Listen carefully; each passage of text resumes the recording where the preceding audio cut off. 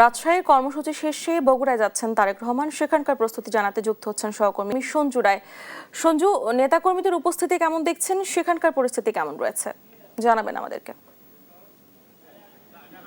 19 বছর পর পিতৃভূমি বগুড়ায় আসছেন তারেক রহমান। মা হারানোর শোককে সঙ্গী করে এবার কিন্তু তিনি ফিরছেন। দলের শীর্ষ নেতা হিসেবে আসবেন, নিজের নির্বাচনী এলাকাতে গণসংযোগ করবেন ধানের শীষের পক্ষে।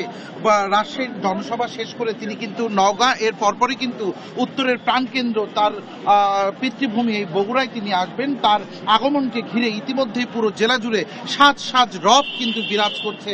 রাত্রেবেলা কিন্তু সমাবেশ হওয়ার কথা থাকলেও সেই ভোরবেলা থেকে কিন্তু নেতা কর্মীদের ভিড় কিন্তু আমরা লক্ষ্য করছি এবং বিভিন্ন জায়গা থেকে সরাসরি কথা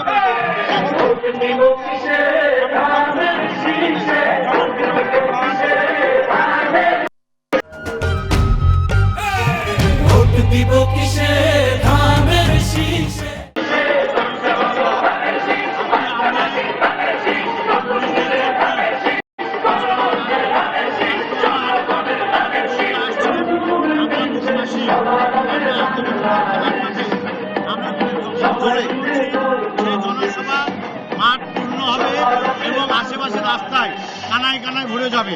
আমার বিশ্বাস জনাব তারেক রহমান 19 বছর পর যেহেতু আসছে, সেই কারণে বগুড়াবাসী, বগুড়া বিএনপি অঙ্গ সংগঠনের সকল নেতা কর্মীরা অত্যন্ত আনন্দিত, উচ্ছ্বসিত।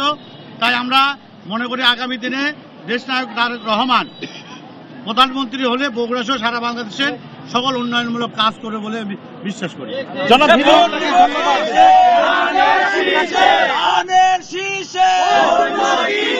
আমরা বগুড়াবাসী এবং বিএনপির যারা মানুষ আছি, আমরা সবাই আনন্দিত এবং উদ্বেলিত।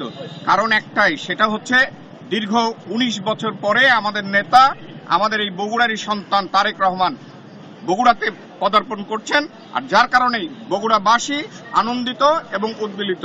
ধন্যবাদ। জনাব মনি, আপনাকে ধন্যবাদ। কেমন লাগছে আসলে আজকে সাধারণ মানুষের এমন উচ্ছ্বাস? আপনাদের অনুভূতি কি? আমাদের অনুভূতি তো অনেক, আমরা অনেক উৎসাহিত, উজ্জীবিত। আমরা এই নেতাকে বগুড়ার মাটিতে পেয়ে পাচ্ছি, এটাই আমাদের আকাঙ্ক্ষা।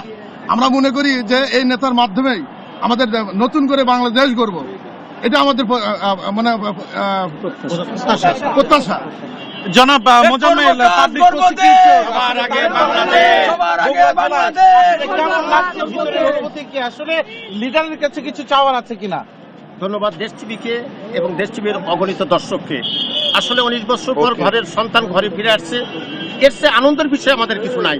কারণ একটা বিষয়, হিন্দু সম্প্রদায়ের দুর্গাপূজা, মুসলিম সম্প্রদায়ের একটা আনন্দ হবে।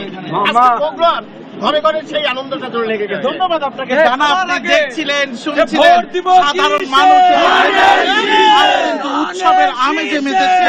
ঘরের ছেলেকে বরণ করে নেওয়ার আনন্দে 19 বছর পর তারেক রহমানকে বরণে কিন্তু প্রস্তুত রয়েছে শহরের আলতাপুর খেলার মাঠে। আজকে আমাদের এটি ছিল সর্বশেষ।